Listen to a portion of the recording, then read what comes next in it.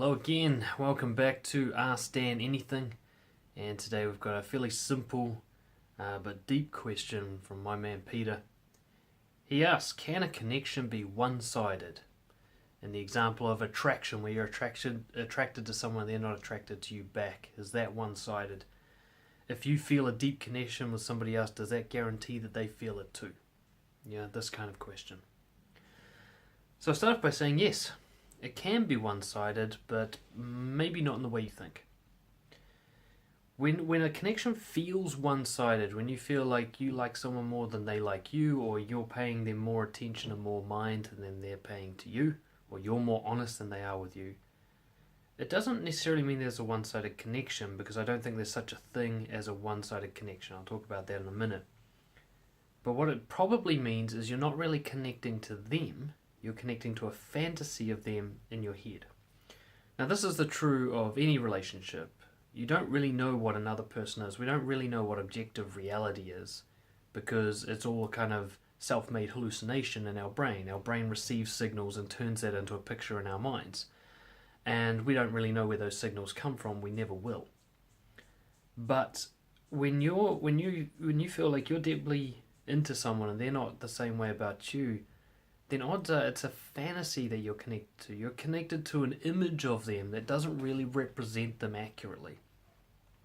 Put it simply, if I've got a crush on someone, odds are I don't know them very well.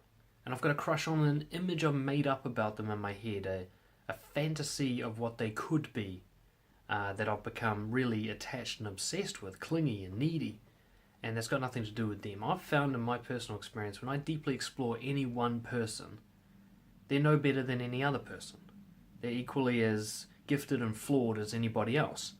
And I've connected with everyone from the most judged murderers and pedophiles through to the most admired, the famous and the successful.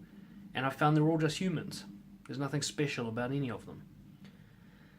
But when I do think someone's special, I've now learned to understand that I've become obsessed with my picture of them. That's got actually nothing to do with them. I'm not really connecting with them. I'm connecting with my own fantasy, which is just, it changes form, but it's been with me since birth. This fantasy of an ideal person who will cure all my insecurity. Connection occurs internally. It's unrelated to others. You connect with yourself because you only exist inside your own mind.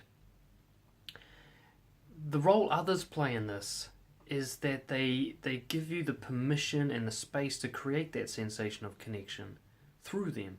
You can bounce back and forth. I think of connection as giving and receiving, honesty and respect. You give honestly, and then you receive by creating a respectful space.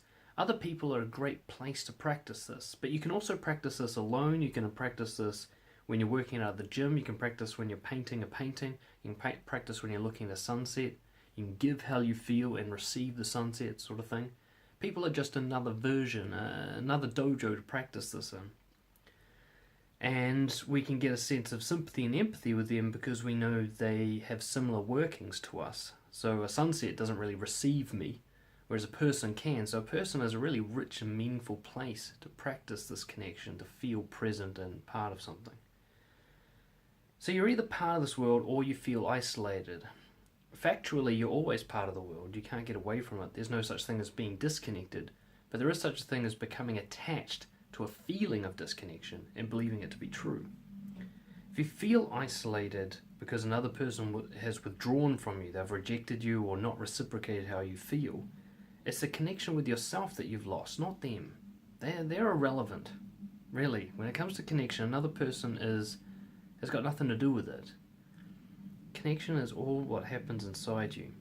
So if a connection is one-sided, it means you've lost track of reality, and that's where the disconnection happens. When you become obsessed with a fantasy, you're moving further and further away from the real world, which we may never get 100% close to, but the sense of connection grows as we get closer to it. The more truthful we are, and the more aligned to the truth we are, the more connected we feel. The more we're lost in fantasy and expectation, hopes and dreams and wishes, the more isolated we feel. So what I would suggest is start to think about using socializing as a way to practice connection with yourself and with the greater universe through this person, rather than trying to connect to them as an identity.